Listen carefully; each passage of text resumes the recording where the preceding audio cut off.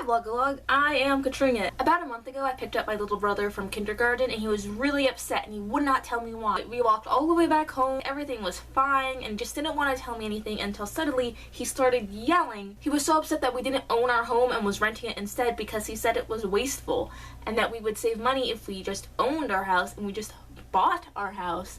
Then we would have more money for other things.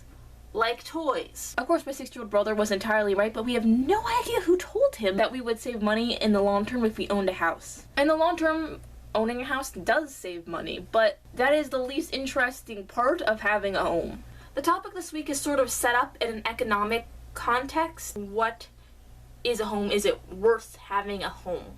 And is it worth buying? Is it worth renting? Is it worth having a bigger space to live? That is the least interesting thing to me.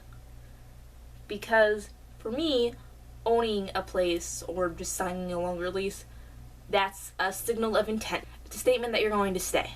And it's an assurance that you can settle down and you can try to make friends. And that everything is going to be totally fine. And that you're not going to leave when things start to go bad.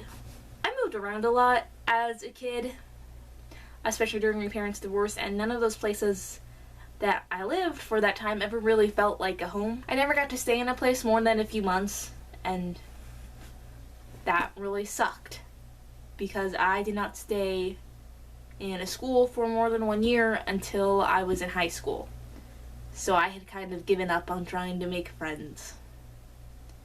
Because why bother if you're not going to stay? And I think I would like to own a house when I'm older, if I even ever am capable of that.